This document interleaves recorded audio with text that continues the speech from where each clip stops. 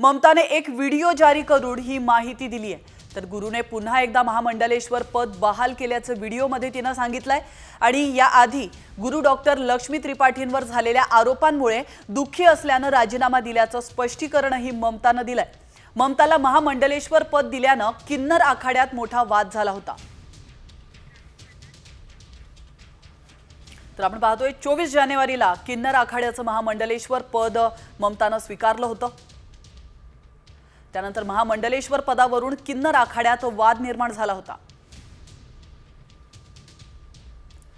तर 10 फेब्रुवारीला महामंडलेश्वर पद ममताने सोडलं होतं। किन्नर आखाड्याशी काहीच संबंध राहणार नसल्याचं तिने जाहीर केलं होतं। तर 13 फेब्रुवारी या दिवशी म्हणजे कालच पुन्हा महामंडलेश्वर पद ममताने स्वीकारलं। आणि आता पुढची महत्त्वाची बातमी, यूट्यूबर रणवीर अलाहाबादियाला सुप्रीम कोर्टाकडून कोणताही दिलासा मिळालेला नाहीये। वादग्रस्त विधान संदर्भातील खटल्याची सुनावणी तात्काळ घेण्यात यावी अशी मागणी रणवीर अलाहाबादिया याने केली होती। तर सुप्रीम कोर्टाने मात्र तात्काळ सुनावणी घेण्यास नकार दिलाय। तर 2 ते 3 दिवसात खटला सूचीबद्ध केला जाईल असं सुप्रीम कोर्टाने स्पष्ट केलंय। आसाम पोलिसांनी यूट्यूबर रणवीर अलाहाबादियासह 5 जणांविरोधात गुन्हा दाखल केला होता। तर या क्षणाची महत्त्वाची अपडेट आपण पाहतोय, यूट्यूबर रणवीर अलाहाबादिया हा चांगलाच अडचणीत सापडलेला आहे। महत्त्वाचं म्हणजे सुप्रीम कोर्टाकडून त्याला दिलासा मिळालेला नाहीये। आणि आता घेऊयात बातम्यांचा वेगवान आढावा टॉप 50 न्यूज। सिडकोच्या 26,000 घरांसाठी शनिवारी लॉटरी काढली जाणार आहे। लॉटरीचे थेट प्रक्षेपण सिडकोच्या संकेतस्थळावर केलं जाणार आहे। त्याचप्रमाणे अर्जधारकांना घर बसल्या लॉटरी पाहता येणार आहे।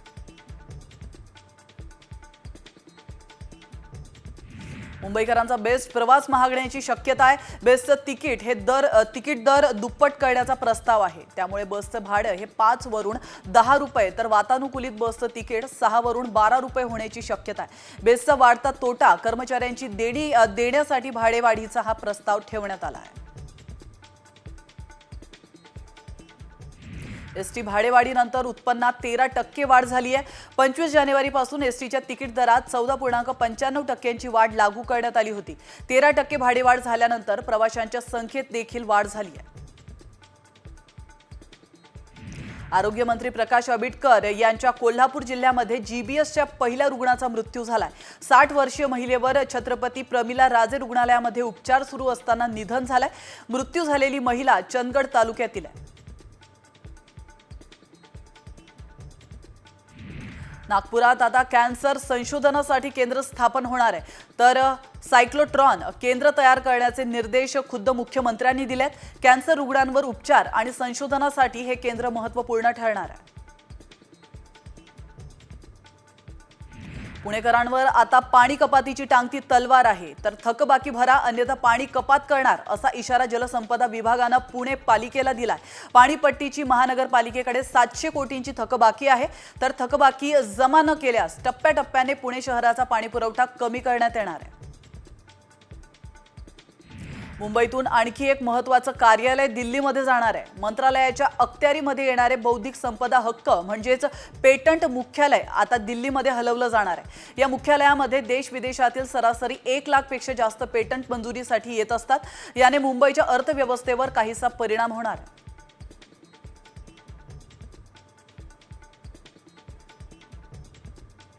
पृथ्वीचा सर्वात जवळचा ग्रह असलेल्या मंगळ ग्रहावर मानवाला राहण्यास योग्य वातावरणाची चाचपणी सध्या अमेरिका, रशिया आदी देशांमधील अवकाश संशोधन संस्था करतात। यातच या लाल ग्रहावर जाण्यासाठी यान तयार करण्यात रशियाने मोठा टप्पा गाठलाय। त्याद्वारे आता 30 दिवसांमध्ये मंगळावर पोहोचणं शक्य होणार असल्याचा दावा देखील करण्यात आलाय।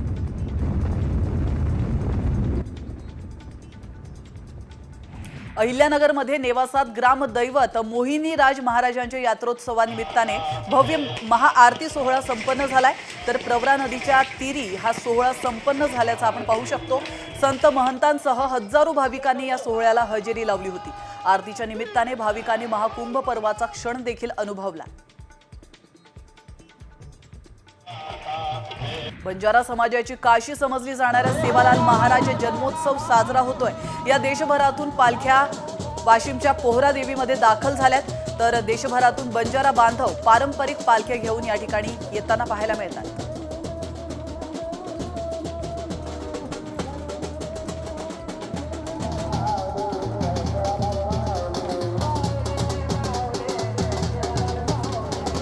बातमी कोल्हापुरातून। कोल्हापुरात छावा चित्रपटाचं ढोल ताशेच्या गजरात स्वागत करण्यात आलं। यावेळी चित्रपटाच्या पोस्टरला पुष्पहार घालून पूजन करण्यात आलं। तसंच चिमुकल्यांनी मर्दानी खेळांचं प्रात्यक्षिकही सादर केलंय। छावा चित्रपट छत्रपती शिवाजी महाराजांच्या जीवनावर आधारित असून आज संपूर्ण राज्यामध्ये प्रदर्शित झालेला आहे आणि हा चित्रपट छत्रपती संभाजी महाराज यांच्या जीवनावर आधारित।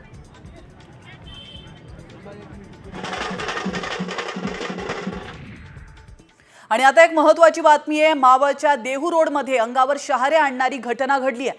वाढदिवसाच्या पार्टी दरम्यान एका व्यक्तीनं अंधाधुंद गोळीबार केला। यामध्ये एकाचा मृत्यू झालाय तर 2 जण गंभीर जखमी झालेत। देहू रोडच्या गांधीनगरमध्ये वाढदिवसाची पार्टी सुरू होती, मात्र मंडपाच्या शेजारी असलेल्या रोडच्या बाजूला काही गाड्या पार्किंग केलेल्या होत्या आणि त्यात एक तरुणानं गाडी का पार्क केली असा सवाल विचारला। वाढदिवसाच्या पार्टीमध्ये आलेल्या एकाला हा सवाल विचारण्यात आला होता, तर दोघांमध्ये शिवीगाळ झाली आणि तो तरुण बाहेर गेला आणि त्यानं 8 ते 10 लोकांना बोलावून अंधाधुंद गोळीबार केला।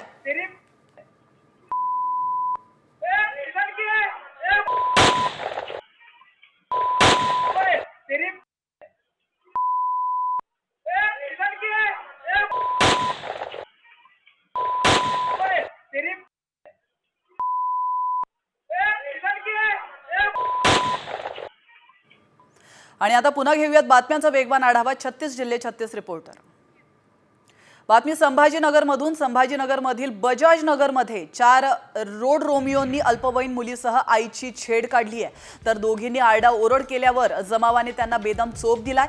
त्यानंतर त्यांना जवळच्या दुकानामध्ये कोंडलं गेलंय। तसंच या घटनेमुळे महिला सुरक्षेचा प्रश्न पुन्हा एकदा ऐरणीवर आलाय। पुण्याच्या वेल्ला खरीव गावामध्ये पोलीस पाटलाची दादागिरी पाहायला मिळाली आहे। पोलीस पाटील गणेश शिंदेनं एका व्यक्तीवर प्राणघातक हल्ला केलाय। हल्ला करताना तो सीसीटीव्ही कॅमेऱ्यात कैद झालाय। या प्रकरणी राजगड पोलीस स्टेशनमध्ये गणेश शिंदे आणि तानाजी शिंदे यांच्यावर गुन्हा दाखल करण्यात आला।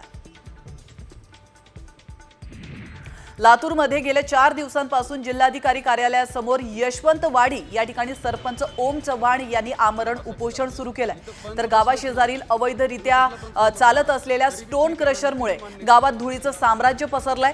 तात्काळ स्टोन क्रशर बंद करण्याची मागणी सरपंच चव्हाणांनी केली आहे। भारतातून कुठून बी आदेश करायला। यवतमाळमधील महागावात शेतकऱ्यांनी शक्तीपीठ महामार्गाच्या मोबदल्यासाठी रास्ता रोको आंदोलन केलंय। शक्तीपीठ महामार्गाला विरोध नाही, मात्र शेताला योग्य भाव देण्याची मागणी त्यांनी यावेळी केली आहे। दरम्यान आंदोलनामुळे वाहतूक विस्कळीत झाली असून पोलीस बंदोबस्त ठेवण्यात आला।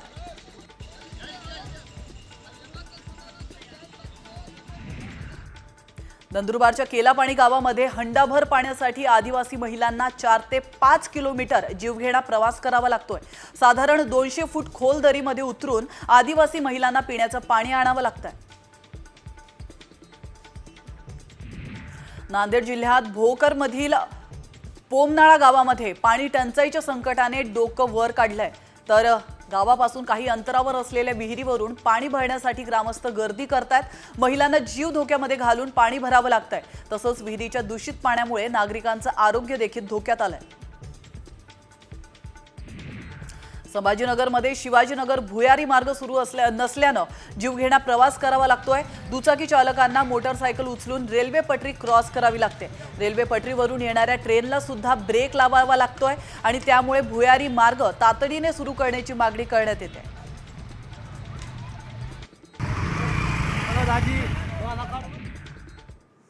आणि आता एक राजकीय बातमी आहे। ठाकरे गटाचे खासदार संजय राऊतांची जीभ पुन्हा एकदा घसरली आहे। राजन साळवी यांच्या पक्ष प्रवेशासंदर्भात प्रतिक्रिया देताना राऊतांनी अपशब्दांचा वापर केला। तर संजय राऊत नेमकं काय म्हणालेत आपण पाहूया। हे जे आता राजन साळवींसारखे लोक आहेत त्यांना मी म्हणतो, संकट काळामध्ये नेत्याबरोबर राहायला पाहिजे, पक्षाबरोबर राहायला पाहिजे। तुमच्या पक्षातले मतभेद नंतर दूर करता येतील। तुम्ही तुम्ही काही कारण देताय जाण्याची. तुम्हाला पक्षानं तुम्ही राजन साळवी आज जे दिसतंय राजन साळवी म्हणून तुमची किंमत आहे ती शिवसेना या 4 अक्षरामुळे आहे. तुम्हाला शिवसेनेनं नगराध्यक्ष जिल्हा प्रमुख 3 वेळा आमदार केलं नसतं तर कोण राजन साळवी. आमच्या मागे शिवसेना ही 4 अक्षर आहेत म्हणून आम्ही आहोत. हे नालायक लोक आहेत. बातमी कोल्हापूरमधून. कोल्हापूर जिल्हाधिकारी कार्यालयाच्या दारात दाम्पत्याकडून आत्मदहनाचा प्रयत्न करण्यात आला. शेतीच्या मुद्द्यावरून गेल्या अनेक दिवसांपासून त्यांचा प्रश्न सुटला नाहीये. त्यामुळे अखेर दाम्पत्याने रॉकेलचं कॅन घेऊन आत्मदहन करण्याचा प्रयत्न केला. यावेळी महिला पोलीस आणि दाम्पत्यामध्ये झटापट देखील झाली आहे. धाराशिवमध्ये शिवजयंतीच्या पार्श्वभूमीवर प्लाझ्मा बीम आणि लेझर बीम लाईटच्या वापरावर बंदी घालण्यात आली आहे. विविध संघटना पक्ष मंडळाकडून या लाईटचा वापर होत असतो. त्यामुळे नागरिकांच्या आरोग्याला धोका निर्माण होत असल्यानं जिल्हा पोलीस अधीक्षकांनी ही बंदी घातली आहे. उमरगा शहरात नगर परिषदेच्या वतीने स्वच्छता आणि वृक्ष संवर्धनाची मोहीम हातात घेण्यात आली आहे. शहरातील मुख्य चौकात पथनाट्याद्वारे ही मोहीम राबवली जाते. तर नागरिकांचं दुर्लक्ष होऊ नये म्हणून या अनोख्या पद्धतीचा वापर करण्यात आला. आपण फ्लॅट घेतला बांधून घेतला नदीवर पाईपलाईन आणली आम्हाला सावली मुरबाडच्या धसई गावात एका 6 वर्षांच्या मुलीवर पिसाळलेल्या कुत्र्याने हल्ला केलाय. या हल्ल्यात मुलीला गंभीर इजा झाली असून कुत्र्याने तिचा जबडाच फाडलाय. तर आरोशी कनोजिया असं या मुलीचं नाव आहे. तिच्यावर आता उल्हासनगरच्या शासकीय रुग्णालयामध्ये उपचार सुरू आहेत. नांदेडमधल्या एका धाडसी सर्पमित्राने जिवंत मगर खांद्यावर नेली आहे. तर घोटगा परिसरामध्ये बुधवारी मोठी मगर आढळली होती. पशुवैद्यकीय रुग्णालयाच्या अधिकाऱ्यांनी मगरीवर उपचार केलेत. त्यानंतर सर्पमित्र सिद्धार्थ काळे यांनी 120 किलो वजनाची मगर खांद्यावर नेली आहे. उपचारानंतर मगरीला पुन्हा सुरक्षित अधिवासामध्ये सोडण्यात आलंय. नाशिकमध्ये येवल्यात बदापूर शिवारामध्ये दहशत माजवणारा बिबट्या वन विभागाने जेरबंद केला. त्यामुळे परिसरातील नागरिकांनी सुटकेचा निश्वास सोडलाय. तसंच त्यांनी वन विभागाचे आभारही मानलेत.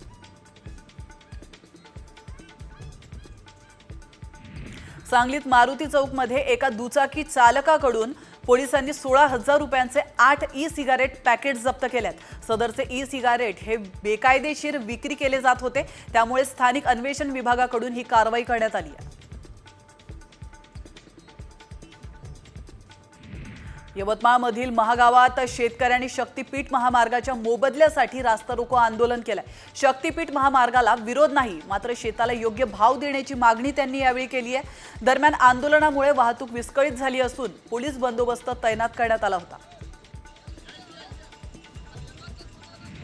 धाराशिवमध्ये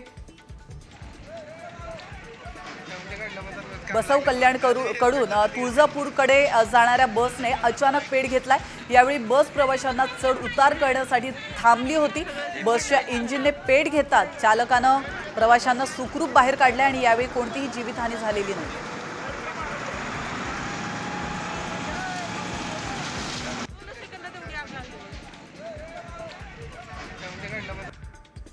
पुण्यामध्ये लोहिया नगर पार्किंगमध्ये असणाऱ्या गाड्यांना आग लागली आहे. त्यात 11 दुचाकी जळून खाक झाल्यात. तर आगीचं कारण अद्याप कळू शकलेलं नाहीये.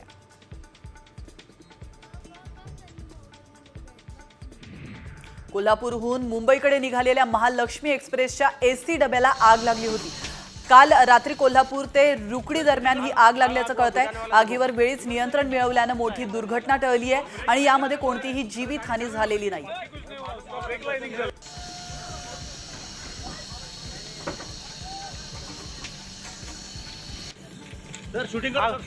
मुंबई पुणे एक्सप्रेस मार्गावर बोर घाटातील नवीन बोगद्यात 5 वाहनं एकमेकांवर आदळल्याने अपघात झालाय.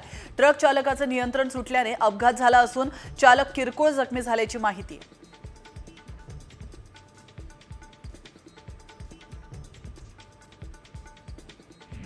वाशिममधील रिसोड ते लोणी महामार्गावर 2 दुचाकीची समोरासमोर धडक झाली आहे. अपघातात 1 जण ठार तर 2 जण गंभीर जखमी झालेत. त्यांच्यावर रुग्णालयामध्ये उपचार सुरू असून पुढील तपास पोलीस करतात.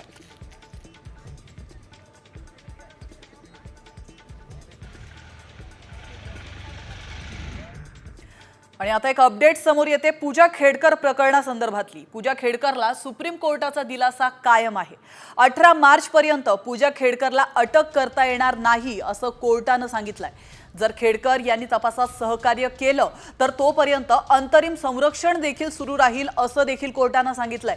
राज्याचे सॉलिसिटर जनरल SV राजू यांनी प्रतिज्ञापत्र दाखल करण्यासाठी कोर्टाकडे वेळ मागितलाय, तर कोर्टाने त्यानुसार पुढील सुनावणी ही 18 मार्च रोजी निश्चित केली आहे।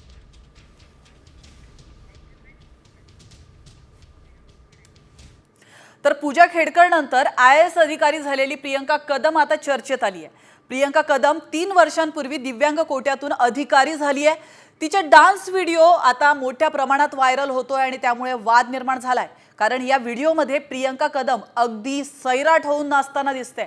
अपंग कोट्यातून निवड झालेल्या प्रियंका कदम ही नाचते कशी असा सवाल आता विचारला जातोय।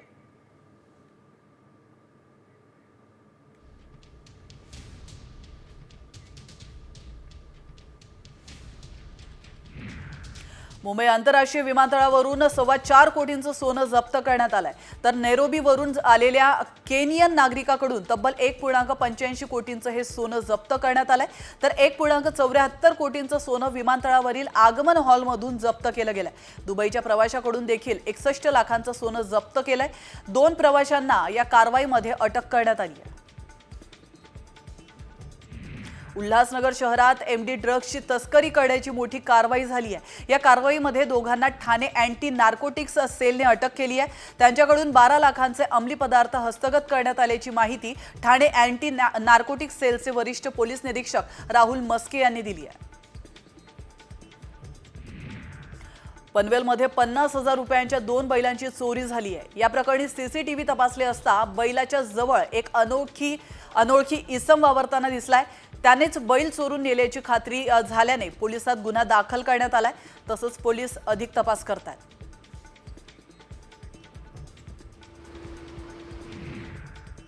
आणि आता अजून एक महत्त्वाची बातमी आहे। राज्याच्या अर्थ विभागानं एक महत्त्वाचा निर्णय घेतलाय। जवळपास 1 लाख कोटींच्या बचतीचं ध्येय अर्थ विभागानं डोळ्यांसमोर ठेवलंय।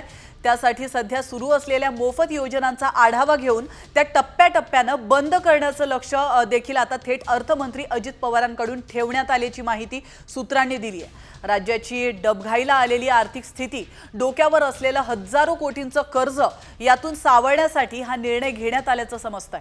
मात्र महायुतीचं सरकार पुन्हा सत्तेत आणण्यात लाडकी बहीण योजनेचा सिंहाचा वाटा असल्याने ही योजना मात्र बंद होणार नाहीये।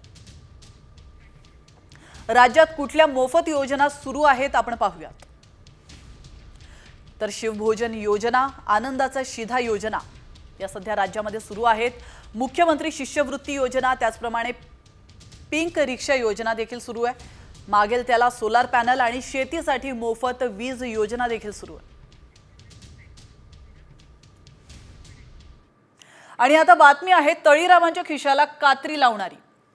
तर लाडक्या बहीण योजनेचा थेट फटका तळीरामांना बसणार आहे। हा फटका कसा बसणार आहे आणि तिजोरीवर किती महसुली तूट आहे यावरचा हा स्पेशल रिपोर्ट पूर्ण पहा। मद्यपींच्या खिशाला कात्री लागणार,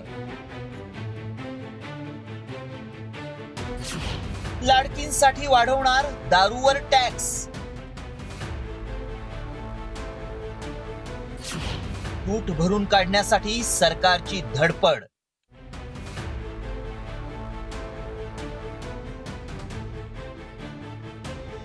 लाडकी बहीण योजनेमुळे आता मद्यपींच्या खिशाला कात्री लागणार आहे, कारण महसूल वाढीसाठी दारूवरील कर वाढवण्याच्या हालचाली सुरू असल्याचं समोर आलंय। राज्य सरकारनं महसूल वाढीसाठी गृहनिर्माण विभागाच्या अपर मुख्य सचिव वल्सा नायर यांच्या अध्यक्षतेखाली समिती नेमली आहे। या समितीनं काही महत्त्वाच्या सूचना केल्या आहेत। राज्याच्या तिजोरीत 13,754 कोटींची महसुली तूट आहे। मद्य विक्री आणि परवान्यातून 40,000 कोटींचा महसूल जमा होतो। जास्तीचे मद्य परवाने देऊन महसूल वाढवण्याच्या हालचाली सुरू आहेत। निवडणुकीच्या काळात सरकारनं लाडकी बहीण, नमो शेतकरी सन्मान योजना, आनंदाचा शिधा, लाडका बाहू या योजना जाहीर केल्या आहेत। तसंच भांडवली खर्चाच्या माध्यमातून राज्यावर तब्बल 7,82,000 कोटींच्या कर्जाचा डोंगर तयार झालाय।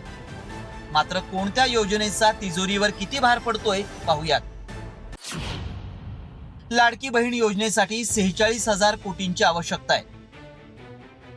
मुख्यमंत्री युवा कार्य प्रशिक्षण योजनेसाठी 5,500 कोटी, शिवभोजन आणि आनंदाचा शिधा योजनेसाठी 1,300 कोटींची आवश्यकता आहे. राज्याच्या तिजोरीवरील योजनांचा आर्थिक ताण पुढील काही वर्ष राहणार असला तरी योजना बंद न करता आर्थिक शिस्तीबाबत कठोर निर्णय घेण्याचे संकेत मुख्यमंत्र्यांनी सकाळ सन्मान कार्यक्रमातून दिले.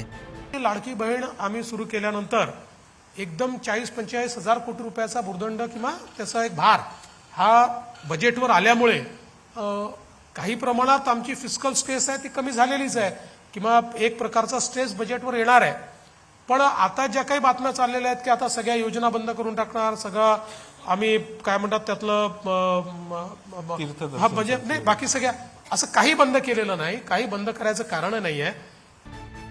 सध्या विदेशी मद्यावर 300%, देशी मद्यावर 213 तर बिअरवर 235% कर लावण्यात येतो. मात्र आता लाडकी बहीण योजनेसह इतर कल्याणकारी योजनांचा ताण तिजोरीवर आल्यानं मद्यावरचा कर आणखी वाढवण्याची शक्यता आहे. त्यामुळे सरकार तळीरामांचा खिसा किती रिकामा करणार हे अर्थसंकल्पानंतरच स्पष्ट होणार आहे. ब्युरो रिपोर्ट, साम टीव्ही न्यूज.